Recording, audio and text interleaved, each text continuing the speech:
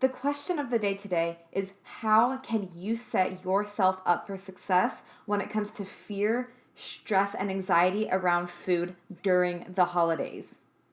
If you want to know the answer, stick around because this video is going to dive deep into the steps that you can take to start planning and practicing in advance when you are stuck in a situation where you're surrounded by all of this food that often comes with the holidays and holiday celebrations. And it's going to show you what to do in those moments and how to separate yourself from the situation, either mentally or physically, and some actions that you can take. Hey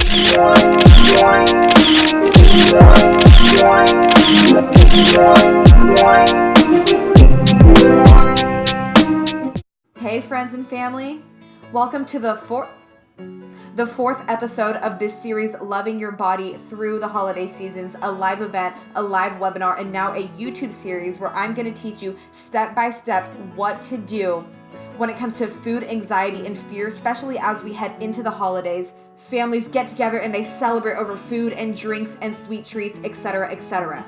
This is a series I created to give you specific, easy to follow tips, meaning 1 to 3 tips per video that you can go home and immediately begin to implement to not only set you up for success before with the practices I'm going to teach you, but when you're in a situation where you're surrounded by all of this food, and then far after, meaning come the new year, how to set yourself up for success when it comes to goal setting and achieving. We're also going to focus on how to love your body positivity, and really embracing who you are while taking those physical action steps when it comes to eating the food. Make sure you check out videos 1 through 3 because these are all in chronological order, very specifically and strategically set out. So I'll link the playlist up above and down below, starting with the first video that's going to give you an in-depth view about what this series is about. And with that being said, let's dive into video number 4, which is planning and practicing. So how can you set yourself up for success when it comes to food, fear, and anxiety when you're stuck in that situation or when you're actually physically there? We can do all the practices that we want, but if we don't know how to use our tools when we're in situations that make us uncomfortable, it doesn't really matter, and it doesn't really matter to the extent that we would like to. So that's kind of what I want to focus on practicing. So I'm going to give you 3 or 4 specific tips that you can do. And you can take these home and immediately begin implementing them into your life today. Although some of them are things you can use when you're in those situations. So go ahead and grab out your notebook and grab out your pen. Title it Loving Your Body Through the Holiday Seasons, or Body Loving Notes, section 4, and let's dive right into it. The first tip is to eat consistently. Now, I know this can vary, the meaning of this from person to person, or whether you're coming from a background of somebody who maybe struggles a little bit more with eating, like maybe you have an eating disorder, or maybe you're just worried about the food because of the weight gain, maybe all of the above. This might vary person to person, but a general rule of thumb is to eat consistently, breakfast, lunch, and dinner. Obviously, if you aren't hungry, don't eat if you're not, but I understand coming from a place of having a bad relationship with food, it might be hard to be in tune with your body's biological hunger cues, and you might be out of tune with that. I know that that's something I'm working on still, and I haven't been struggling with my bulimia or eating disorder tendencies in almost 2 years, but it's still something that I have to practice to make sure I'm in tune with what my body is asking of me and wanting for me. So just keep that in mind. But let's break this down a little bit. I want us to get out of the binge and restrict mentality.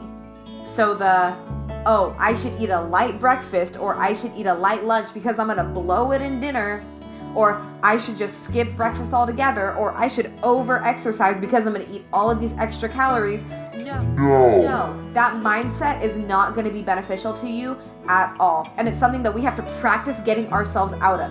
So the times leading up until that dinner party or that celebration or that breakfast with your family, practice eating consistently now, and even on the days that you're going to have bigger dinners. By not honoring your body's biological hunger signals and trying to control what is our nature, what we are born with, you're causing a stress to your body. And we all know that when our cortisol levels rise, it causes heaps and loads of problems as is, including problems with our digestive tracts being one of them, and indigestion. But it also puts our bodies in a state of feast or famine. So if your body doesn't know when it's going to get food next because you're either restricting or not eating enough, your body is going to hold on to and conserve the food that it does get for later use. It's going to store that food because it's under the impression that it might have an opportunity to starve again. I don't even want to call it an opportunity. That sounds like a good thing. It knows that it could be starved again, so it wants to hold on to what it has. This is what can often cause that uncontrollable desire to eat come that celebration, come dinner time, or whatever it may be for you. Because if you are not eating enough in the beginning of the day, earlier in the day, and you are ravenously hungry by the end of the day, that will actually drive you to eat more so than you would have if you just ate consistently throughout the day and then ate dinner on top of that. Now, I understand that you might eat more during dinner, you might have some more drinks, you might have some sweet treats, whatever, but you are far less likely to indulge to an extreme extent as opposed to if you were starving yourself earlier in the day. I hope that makes sense the way I laid it out for you. So eat consistently and do your best to do so, whether that's writing down a schedule for yourself if you are out of tune with your hunger signals, or just eating consciously, mindfully, and understanding that the food is there to nourish you and nourish your body, and it's there for good. Food is energy. So it's a simple mental switch that can help you. The second one is verbal responses. So this is very, very important. I actually think that this video might be one of the most important ones out of all of the videos of the series. So practicing verbal responses.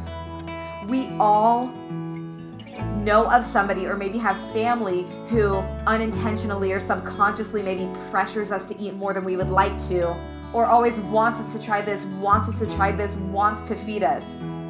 Are you sure you don't want seconds? Are you really sure? Come on, just take a bite. Take a bite. Take a bite. My dog's looking at me like a weirdo. You're so skinny, honey. You should just eat more. You disappear when you turn to the side. You're not gonna eat with us? Whatever it is that your family does or members of your family that you're not comfortable with, this is a perfect opportunity to use your skills of practicing verbal responses so you can know what to say instead of feeling uncomfortable, maybe guilty, and maybe eating the food and feeling guilty about it later and beating yourself up about it. It's important to premeditate what could possibly go wrong, even though I know it sounds a little crazy, but it's so that you can plan what to do when hits the fan and you're not caught off guard and then in a whirlwind of emotions when there's already so much stress going on, maybe around food and the holidays in general. So this is why we practice verbal responses to your family members. You know your family best. You know what's possible that they might say, but practicing different ways to say no thank you. Or if you feel open enough and comfortable enough, tell them that you're trying to focus on really listening to your body's hunger and honoring your body's signals to be the healthiest version of you. It doesn't have to be anything extreme. If you are struggling with an eating disorder, you don't have to say something like, I have an eating disorder and I don't want to do this. It doesn't have to sound like that if that's something you're uncomfortable with. But what is going to help you is maybe bringing a gentle attention to what your goals are and what you're trying to do for yourself and listening to your body. And I guarantee more often than not, if you put it that way, whoever it is that might be pressuring you will understand kindly instead of you just saying, no, I don't want that, stop asking. Don't stress yourself out more than you need to, and practicing verbal responses can be an amazing way for that. So let's go over a couple of examples. And I'm just gonna try and think off the top of my head. Maybe grandma's cooking all the food and she's like, come on, eat more, eat more. You want seconds? You want a piece of pie? Maybe you can say something like, it was so delicious, thank you so much for making that, but I'm actually really full right now and I know there's a lot more treats to come within the following days, so I think I'm okay right now. I would love to take some to go maybe, or just leave it at that. Thank you very much. I'm okay. It doesn't have to be anything that you put too much thought into, but it can be something extremely simple like that. Or maybe somebody's trying to feed you more and You can say something like, I'm really happy with the amount of food that I had. I'm feeling pretty full right now. And one of my goals come the new year that, I want to start practicing now is listening to my body and really focusing on some of my health goals so that I can look my best, feel my best, etc., etc. The third one is going to be have somebody to talk to. This can be a friend that knows about your struggles. Maybe it's an accountability partner. Do you have a therapist? Do you have a coach, a health coach? Do you have a trusted friend? A family member that you love and trust? Anybody that you can reach out to in times of need, put them on speed dial and just know that if you ever have to exit a situation and talk to them, that they will be there. Make a pact, you know what I'm saying? So maybe there's a big food feast, there's a ton of food, it's open serve, you're feeling pretty anxious. You feel like you might overindulge. First of all, if you watched my last video, it's about how to give yourself full permission to eat, because oftentimes if you're feeling guilty about all of this food, it's because you're not really allowing yourself to have it, but there's that drive, that animalistic drive to eat that food. So if you haven't watched that video on how to overcome that and how to allow yourself to eat food and feel good about it, then I'll link it up above or down below somewhere. That one's really important. Again, these are in chronological order, and that is a huge step that plays into this one as well. So maybe you want to step away from the situation and just talk out your feelings. Talk. I can't emphasize how important it is to talk through some of your problems and some things that you're working through and some of the emotions that you have when they bubble up. Don't keep it all inside. I kept all of my emotions inside for 6 years, maybe more than 6 years, and it only created this depressed little girl who wanted somebody to understand her and listen to her. And I want to really make this an open community and an open opportunity for anybody who is struggling to connect and to feel like they are heard, because believe me, it sucks to not feel heard. And if you plan ahead, you can figure out who it is that you can speak to. And I understand that this is an emotional and vulnerable topic, so if you don't have anybody to talk to, my email is always open for every single one of you who need it. I'll put it down here below. It's edengold527@gmail.com. Again, in the description box, all of the resources you need will be below and right here on the screen or whatever, but have somebody to talk to. And this could even mean, if you feel comfortable, telling the party host about what's going on, just so the person in charge of the food, in charge of most of the gathering, has an idea. The fourth and final tip I have for you is going to be avoid self-sabotage. What in the heck do I mean by this?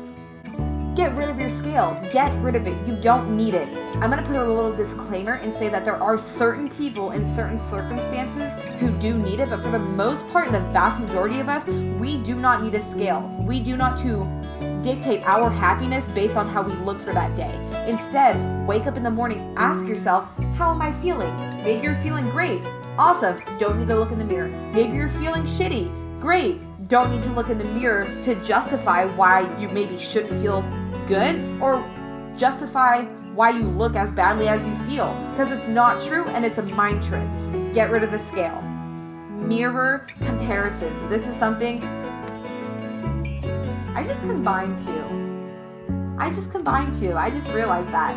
Anyways, yeah, same concept, but mirror comparisons. You don't need to look at your body every single day in the mirror just to see if you look a little bit different than the day before, because there's so many things that can contribute to the way that we look, how much sodium we had, how much water we had, what we did the day before, are we puffy from a workout, etc., etc. There's absolutely no reason to compare yourself day by day. It's only going to do you a disjustice and keep you in an obsessive mindset over the way that your body looks, when there's so much more to be appreciative over the holiday season.